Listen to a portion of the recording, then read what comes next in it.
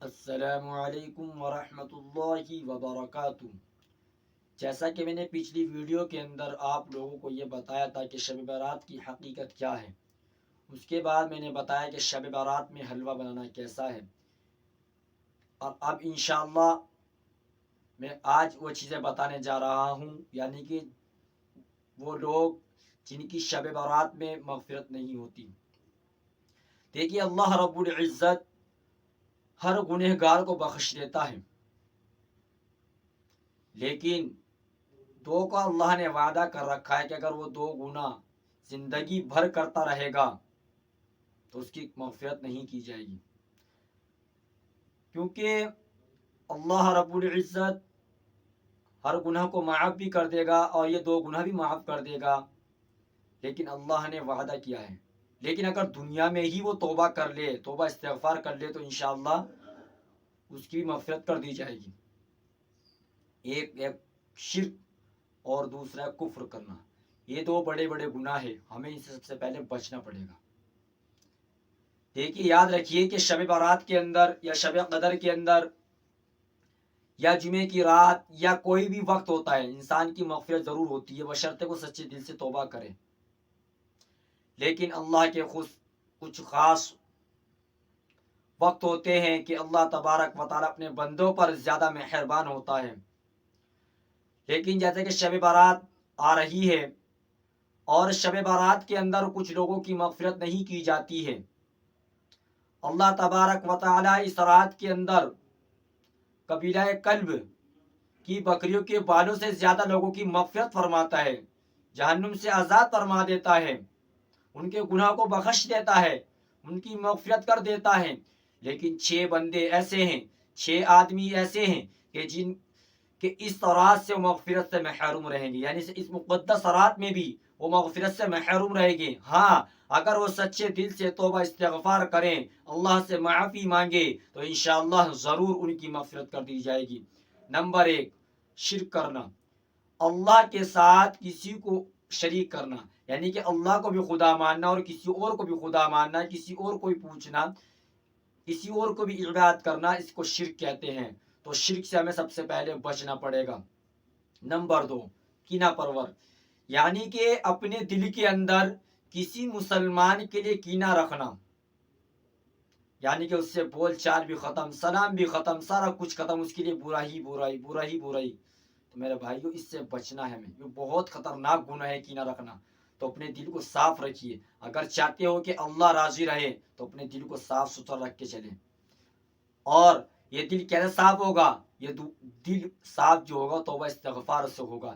جیسے کپڑے گندے ہو جاتے ہیں، اس کے لیے ہمیں صرف صابن کی ضرورت پڑتی ہے، اس لیے ہمیں دل کو صاف رکھنے کے لیے بھی توبہ کی ضرورت پڑتی ہے۔ نمبر 3 آتا ہے قطع رحمی کرنے والا۔ یہ سب سے خطرناک جرم چل رہا ہے ہمارے معاشرے کے اندر، کہ ذری ذری سی باتوں پہ رشتے ناطے توڑ کے بیٹھ جاتے ہیں۔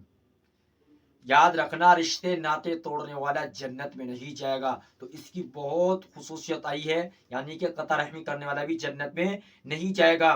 نمبر 4، اپنے اوزار کو ٹخنوں سے نیچے رکھنا، یعنی کہ پینٹ ہو گئی یا شلوار ہو گئی، اسی وجہ سے ان کا کیا ہوتا ہے کہ ٹخنوں سے نیچے رکھتے ہیں بعض رات۔ لیکن اگر غفلت کی وجہ سے یا آفس جانے کی وجہ سے اگر ہوئی ہے، یا بعض لوگوں کو آفس میں کرنا پڑتا ہے، تو وہاں مجبوری ہے، آپ کر سکتے ہیں وہاں، لیکن ایسے آفس سے باہر ہے تو پھر آپ ٹخنوں سے اوپر ہی کریں۔ لیکن اگر آپ اس کا معمول رکھیں گے اور ٹخنوں سے نیچے پائجامہ رکھو گے، اپنا پینٹ رکھو گے، تو یہ کبیرہ گناہ حرام ہے، اس سے ہمیں بچنا چاہیے۔ تو کیونکہ اسے پینٹ کو نیچے کرنے سے تکبر آتا ہے انسان کے دلوں کے اندر، تو ہمیں تکبر سے ہی بچنا ہے۔ لیکن یہ مسئلہ صرف مردوں کے لیے، عورتوں کے لیے تو ٹخنوں سے نیچے ہی شلوار رہنی چاہیے۔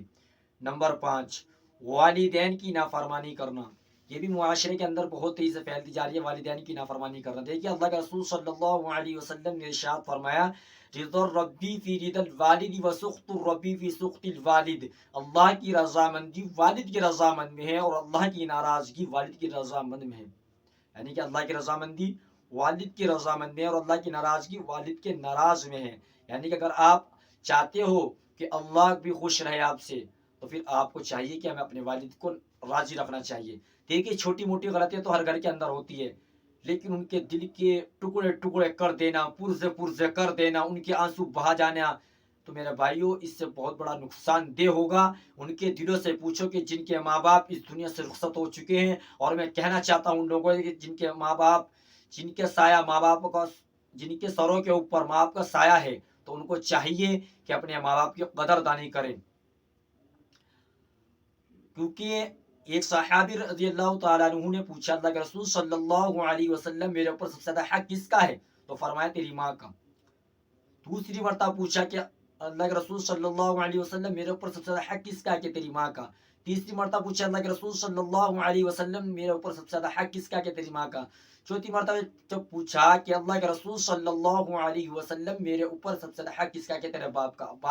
اب آپ مجھے اندازہ بتائیے کہ جب باپ کا ایک مرتبہ درجہ بتایا اور اللہ باپ کو ناراض کرنے میں خود ناراض ہو رہا، باپ کو راضی رکھنے میں خود راضی ہو رہا، تو ماں کو خوش کرنے میں اللہ کتنا خوش ہوگا، اور اللہ کو ماں کو ناراض کرنے میں اللہ کتنا ناراض ہوگا۔ تو ہمیں اس سے بالکل بچنا ہے، اپنے ماں باپ کی قدر کرنی ہے۔ جو بھی کوئی محبت کی ایک اپنے ماں باپ پر نظر ڈال دے تو انشاءاللہ اس کو ایک حج کرنے کا ثواب ملے گا۔ تو اس لیے اپنے ماں باپ کو محبت کی نظر سے دیکھیے۔ بہت سے حضرات، تو بڑے افسوس کی بات کہنا چاہ رہا ہوں میں، کہ بہت سے حضرات اپنے ماں باپ کو یہ بھی کہتے ہیں کہ تم نے میرے لیے کرا کیا ہے۔ یہ الفاظ جس نے بھی کہے ہیں، توبہ کہیں، ابھی استغفار پڑھے، کیونکہ انہوں نے ہمارے لیے اتنا بڑا کیا ہے کہ اگر ہمارے نام کیا کہ وہ اپنا نام نہ لگاتے تو ہمیں حرام زادہ کون کہتا، ہمیں حلال زادہ کون کہتا، ہمیں سب حرام زادہ کہتے ہیں۔ اس سے بڑا کوئی انہوں نے کام کیا کہ ہمارے نام کے آگے اپنا نام لگایا، اور آپ کیسے کہہ رہتے ہو کیا ہمارے ماں باپ نے ہمارے لیے کرائی کیا ہے؟ تو خدا را ایسے الفاظ سے پرہیز کرو اور بچو، اللہ سے توبہ استغفار کرو، ورنہ کل قیامت دن پکڑ اگر ہو گئی تو میرے بھائیوں وہاں کوئی نہیں چھڑا پائے گا آپ کو۔ تو اسی لیے موت کے آنے سے پہلے ہمیں سچی پکی توبہ کرنی چاہیے۔ نمبر 6، مسلسل شراب پینے والا